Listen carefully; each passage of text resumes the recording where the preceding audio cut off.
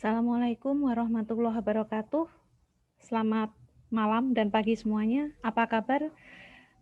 Semoga semua dalam kondisi sehat walafiat karena saat ini penyebaran COVID sudah demikian banyak ya. Nah, malam ini kita akan lanjutkan pertemuan selanjutnya, ini pertemuan keempat ya, tentang sintesis nanopartikel.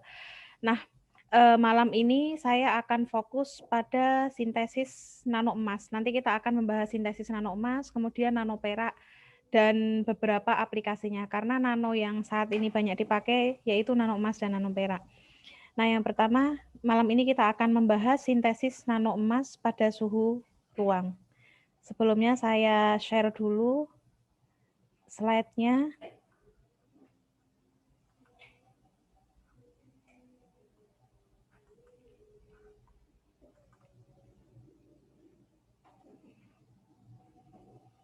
Oke.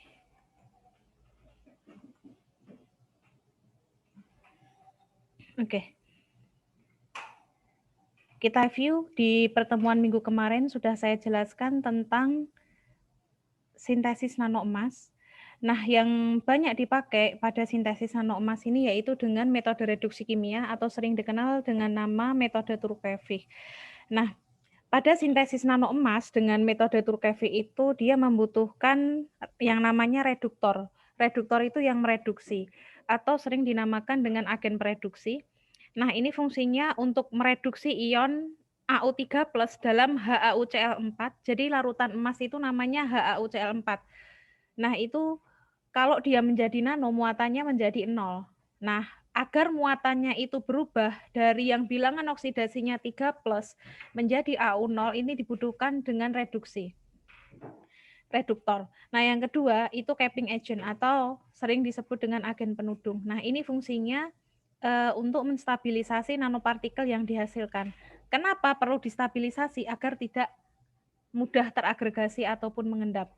Namun memang ada beberapa peneliti itu yang mereduksi nanopartikel, reduktor dan capping agent atau agen penudungnya itu sama. Jadi reduktor ini bisa dipakai sebagai capping agent juga, ada yang reduktor sendiri, kemudian ditambahkan capping agent sendiri. Nah, itu gimana Bu penentuannya? Ini berdasarkan nanti tinggal si nano ini mau diapakan gitu. Kalau mau dipakai sebagai sensor, baik itu senyawa organik ataupun logam berat, itu biasanya ditambahkan capping agent atau penudung. Nah, ini reduktor ini mempunyai syarat. Karena dia mereduksi, membawa muatan AU+ menjadi AU0, maka dia harus menyumbang elektron. Syaratnya menyumbang elektron itu yaitu mempunyai pasangan elektron bebas. Gimana mau menyumbang kalau si reduktor ini nggak punya pasangan elektron bebas, tentu dia tidak bisa menyumbang. Makanya syaratnya dapat memberikan elektron bebas. Sehingga syarat utama reduktor itu mempunyai pasangan elektron bebas yang dapat mereduksi AU3+. Nah, ini biasanya dia berasal dari senyawa yang mempunyai gugus hidroksil atau OH, kemudian karboksilat atau COH, amina atau NH2, dan tiol atau SH. Nah, ini beberapa jenis reduktor yang sering dipakai dalam sintesis nanopartikel. Yang pertama, yang sering dipakai, banyak banget dipakai itu asam sitrat atau trisodium sitrat. Nah, ini direduksi, dipanaskan ya, nano emasnya, larutan emasnya dipanaskan sampai mendidih agak lama, 5-10 menit setelah mendidih, itu baru ditambahkan asam sitrat. Nah, nanti biasanya larutan emasnya itu dari kuning menjadi nano emas, menjadi merah atau pink. Nah, kemudian beberapa jenis asam amino seperti asam glutamat, sistein, glisin, ada 20 jenis asam amino, dan itu hampir semua bisa digunakan sebagai reduktor. Nah, pertanyaannya, kenapa asam amino bisa digunakan sebagai reduktor? Kalian ingat di kimia dasar, asam amino itu sering disebut sebagai sweeter ion. Dia bisa berfungsi sebagai asam dan basa. Nah, ketika dia sebagai basa, diatur pH-nya itu otomatis kan dia punya pasangan elektron. Nah, ini bisa digunakan untuk mereduksi. Nah, terus ketiga asam askorbat dan kemudian beberapa jenis bahan alam kayak misalkan ekstrak mawar. ekstrak daun bintaro, misalkan Anda suka jengkol, ekstrak jengkol, Anda suka pete, ekstrak daun pete, tidak masalah. Asal dia mengandung terpenoid, flavonoid maupun alkaloid. Nah, ini sintesis nano dengan metode Turkevi walaupun banyak dipakai itu punya kelemahan. Nah, kenapa? Karena ini dilakukan dengan pemanasan dan mendidihkan larutan emas atau larutan HaCl4. Latar belakangnya ini, maka waktu penelitian saya, yang saya kerjakan sampai saat ini itu bagaimana membuat nano emas dengan suhu ruang atau sintesis pada suhu ruang dan tidak membutuhkan pemanasan. Oleh karena itu, kita perlu mencari reduktor lain yang bisa mereduksi nano emas pada suhu yang lebih rendah. Nah, ini kebaruannya ini. Sehingga sintesis nano emas itu bisa dijalankan pada suhu ruang.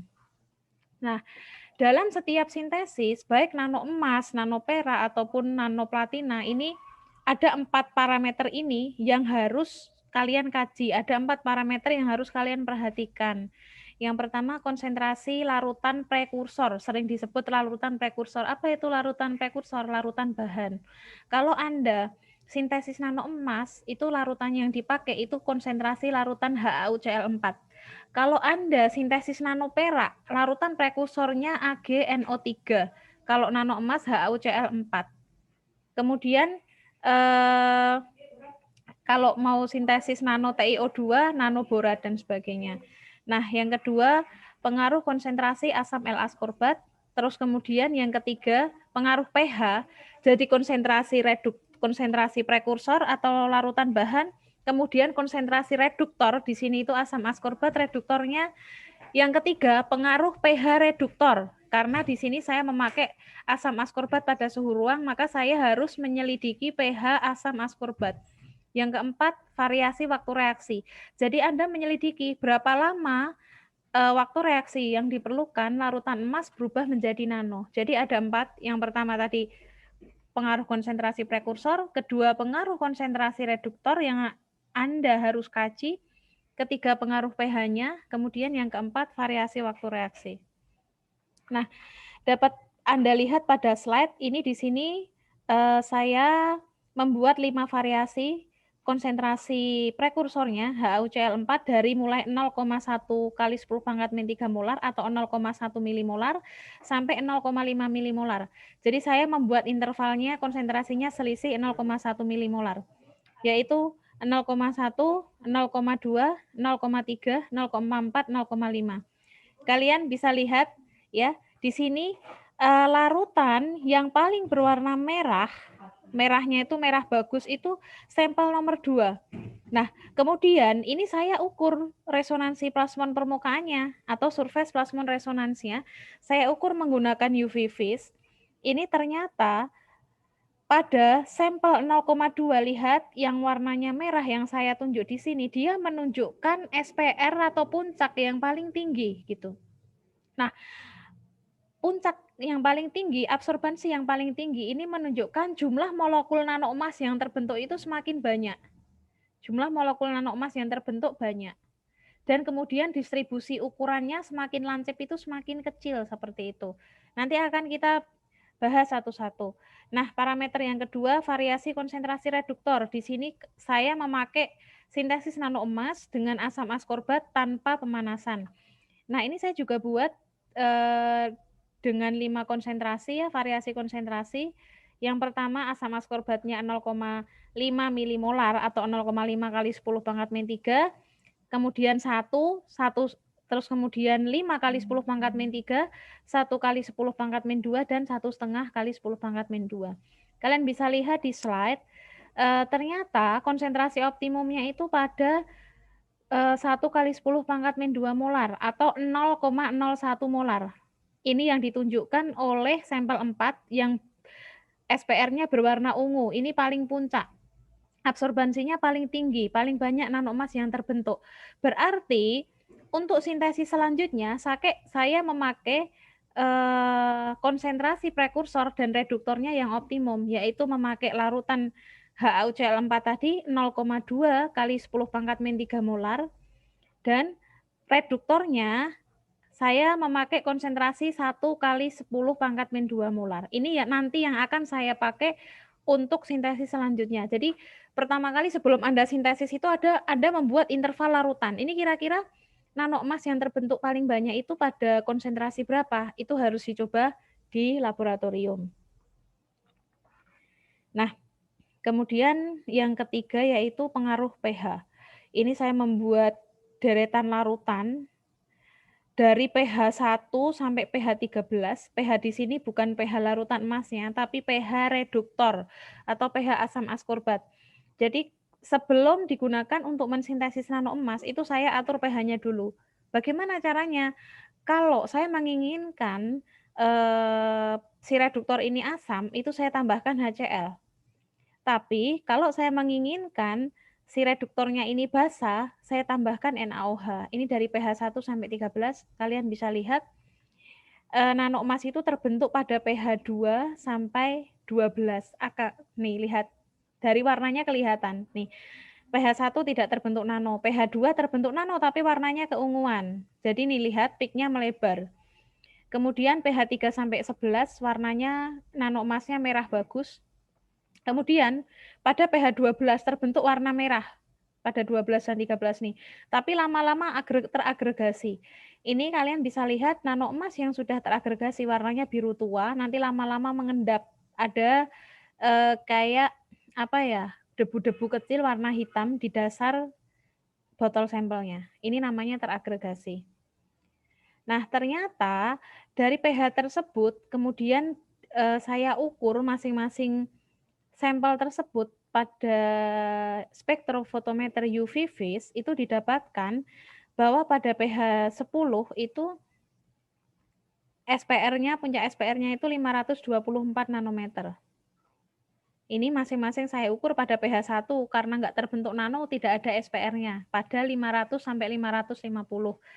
Nah, pada pH 2 533 kalian bisa lihat semakin tinggi pH itu SPR-nya itu semakin kecil nilainya, nanonya semakin kecil 524 nano.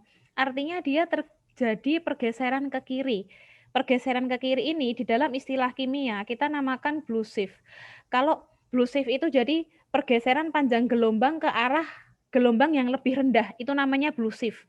Kalau red shift itu pergeseran panjang gelombang ke arah yang lebih besar gitu. Nah, ini bisa didapatkan kalian bisa lihat pada pH 10 itu terbentuk 524 nano. Terus kemudian saya ukur ukuran nanopartikelnya, ukuran nanopartikel saya itu berapa nano ya? Nah, ini bisa diukur dengan alat yang namanya particle size analyzer atau sering disingkat dengan PSA. Nah, ini yang A ini pH 2, yang B pH 4, jadi saya interval 22. Kenapa? Karena ini mahal. Jadi satu sampel itu 300.000. Bayangkan kalau saya ngulang sampai lebih dari 20 sampel. Jadi saya interval 2. Nah, ini yang A ini pH 2, yang B pH 4, yang C 6, yang D 8, yang E 10, dan yang F 12. Nah, ketika nano emas tersebut disintesis dengan reduktor yang asam pada pH 2, seperti pada poin A ini, nanopartikel yang terbentuk itu rata-rata paling banyak itu distribusinya pada diameter 200 sampai 300 nano. Kalian bisa lihat di slide ini, 200 sampai 300 nano. Demikian juga ketika pH-nya masih basah sekitar 4 itu turun, pH-nya agak basah sedikit, agak meningkat sedikit, turun menjadi distribusi paling banyak pada angka 100 sampai 120 nano. Kemudian pH-nya ditingkatkan lagi jadi 6, distribusinya paling banyak pada 80 sampai 100 nano, distribusi partikelnya. Aduh maaf. Terus kalau pada pH 8, ini distribusi dominasi partikelnya pada 80 sampai 100 nano dan 40 sampai 60 nano. Ketika pH-nya saya basahkan menjadi pH reduktor 10, di sini distribusi nanonya yang paling bagus, paling kecil karena dia paling banyak nano itu terbentuk pada 20 sampai 40 nano. Jadi 20 nano, 21 nano, 22 nano, diameter maksimumnya itu 40 nano. Nah, ketika saya basahkan lagi pada pH 10, itu naik lagi distribusinya, naik lagi. Jadi partikelnya itu berada pada ukuran 40 sampai 60 nano. Kenapa bisa seperti ini? Karena ketika dia basah itu adanya OH- itu membantu si gugus fungsi itu menjadi bermuatan negatif sehingga mudah mereduksi nano. Tetapi ketika muatannya tambah basah gitu, tambah basah terus sampai misalkan pH 12, 13 dan ke atas, itu si permukaan emas itu akan diisi OH-, jadi bukan diisi reduktornya, diisinya OH-, sehingga ketika diisi OH- bukan reduktornya, itu menyebabkan si emas itu mengendap seperti itu. Nah, kemudian dari tadi kok ukuran nano kok ditentukan oleh pH ya? Seberapa penting sih pH itu sangat mempengaruhi reaksi pembentukan nano emas? Nah, ini kita bahas ya. Saya sambil minum.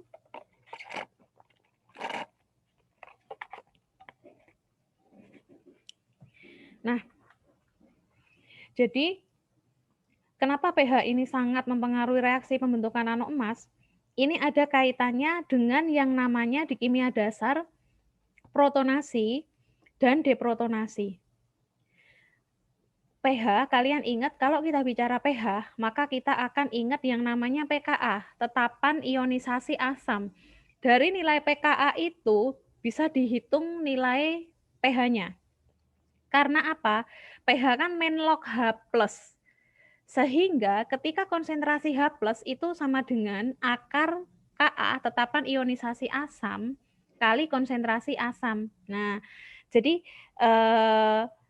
kita bisa mempelajari ini kira-kira kita sintesis emas itu atau perak itu optimum pada pH asam atau basa kira-kira pada pH berapa itu bisa diperkirakan atau dihipotesiskan berdasarkan nilai pKa-nya. Nilai pKa ini didapat dari mana, Bu? Dari tetapan. Ada di buku hard copy, ada juga di internet. Nah, misalkan ini saya pakai reduktor asam askorbat. Di sini ada 2 gugus hidroksil OH yang bisa mereduksi emas. Yang satu pKa-nya 4,1, yang satu 11,79. Nah, dari menghitung nilai pKa-nya, maka yang pertama, apa itu protonasi dan deprotonasi? Deprotonasi itu D, namanya D itu hilang. Deprotonasi, hilangnya proton. Proton di sini apa? Protonnya itu H+, hilangnya H+. Jadi H+ ini harus hilang dulu. Biar, kenapa harus hilang? OH. OH-, dia punya pasangan elektron 1. Ketika dia terdeprotonasi, H+-nya hilang, O-2. Muatannya oksigen menjadi -2. Kalau muatannya negatif semakin banyak, artinya dia semakin kaya akan elektron. Kalau semakin kaya akan elektron, dia semakin mudah memberikan elektron atau mereduksi nano emas, sehingga si emas itu lebih mudah dibentuk menjadi nano emas. Nah, makanya harus dalam suasana agak basah. Kenapa? Terkait dengan protonasi, deprotonasi tadi. Nah, ini dihitung dari nilai Ka-nya ini yang satu terdeprotonasi pada yang ini pada pH lebih dari 3, sedangkan yang ini terdeprotonasi dihitung H+ sama dengan akar Ka kali konsentrasi asam, itu terdeprotonasi pada pH lebih dari 6,9. Artinya, dia itu mampu mereduksi hipotesisnya, si nano emas ini mampu mereduksi nanopartikel dengan asam askorbat tanpa bantuan reduktor lain itu pada pH lebih dari 6,9, artinya lebih dari 7. Dan ternyata di dalam prakteknya kita mengetahui strukturnya asam askorbat, mengetahui nilai pKa-nya ini di dalam prakteknya kita bisa memperhitungkan kira-kira ini itu optimum untuk mereduksi di atas pH 6,9. Ternyata benar karena apa? Tadi itu optimumnya pada pH 10 seperti itu. Nah, ini yang keempat tadi variasi waktu reaksi. Jadi pada saya makanya kemarin itu ketika saya presentasi ini penelitian ini didanai 2 pemberi dana ya. Yang pertama dari Ristek Dikti waktu itu, terus yang kedua itu dari Exit. EXIT itu kayak organisasi penelitian, itu waktu itu didanai Jerman. Jadi saya waktu itu alhamdulillah ya dapat double funding, dapat beasiswa, dapat dana Ristek Dikti, terus waktu itu dapat 4.000 euro dari Jerman itu. Nah, ini metode ini ketika dipresentasikan terus waktu itu terus disuruh apa namanya ini berpotensi paten. Nah terus akhirnya pengurusan paten dan pendaftarannya itu diuruskan sama Ristek Dikti. Nah ini di menit pertama ternyata dia sudah mampu ber-SPR atau membuat menjadi nano emas di menit pertama. Hanya dalam waktu 1 menit. Kalian bisa lihat 1 menit sampai 30 menit itu numpuk spektranya. Artinya mau dia didiamkan 30 menit, mau didiamkan 10 menit itu sama.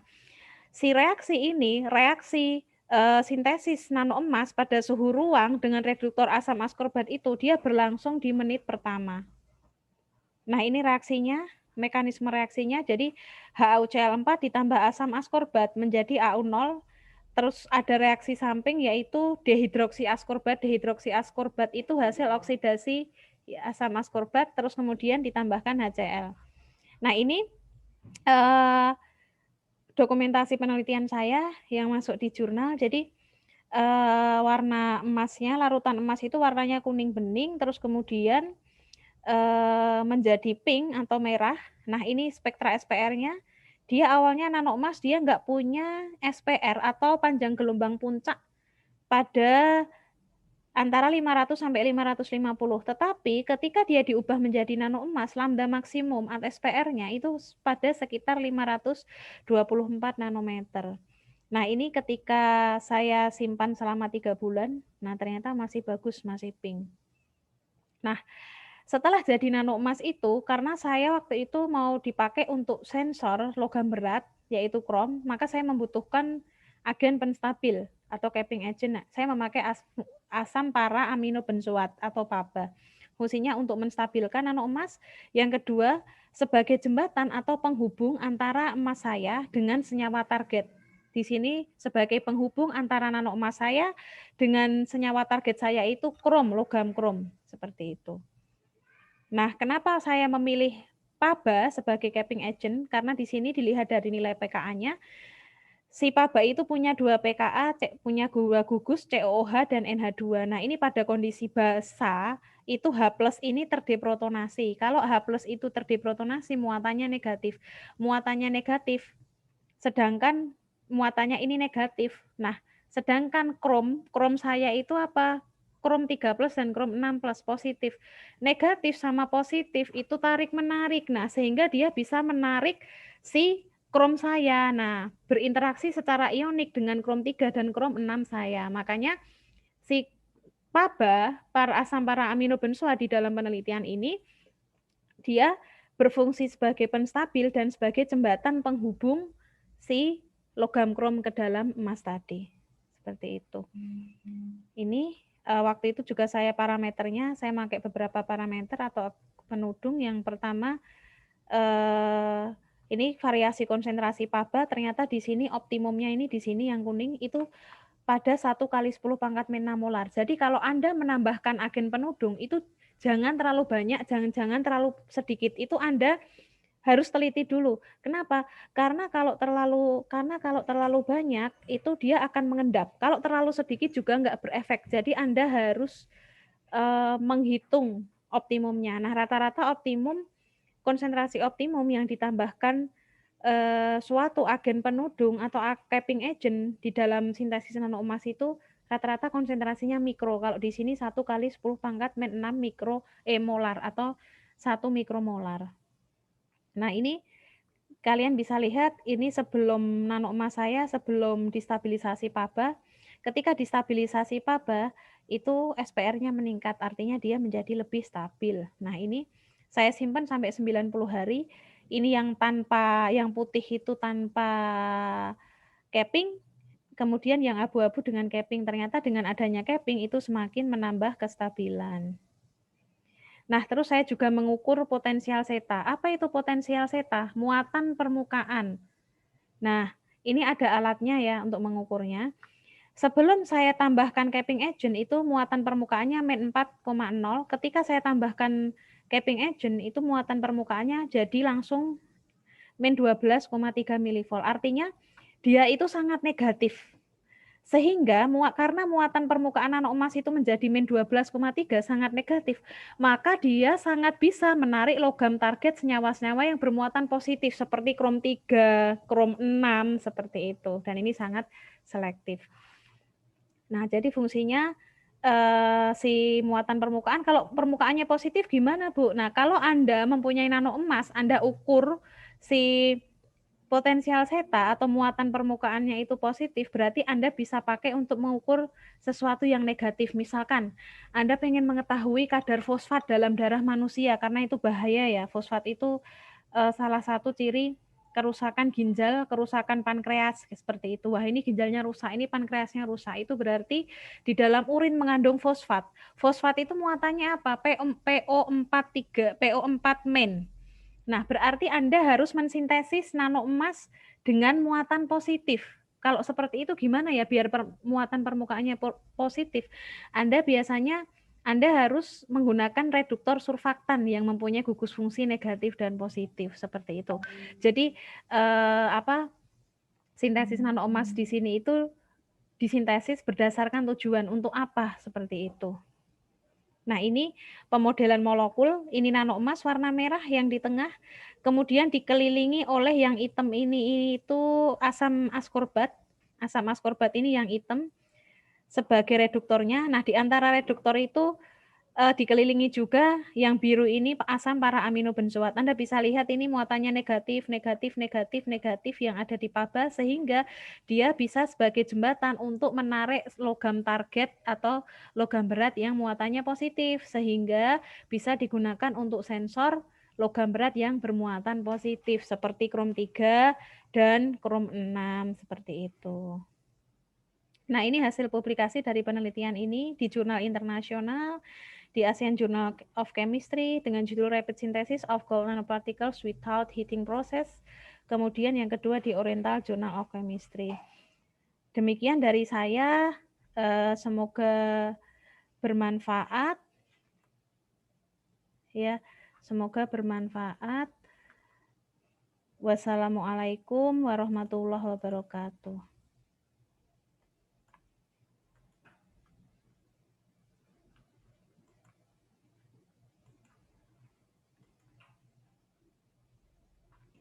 Oke.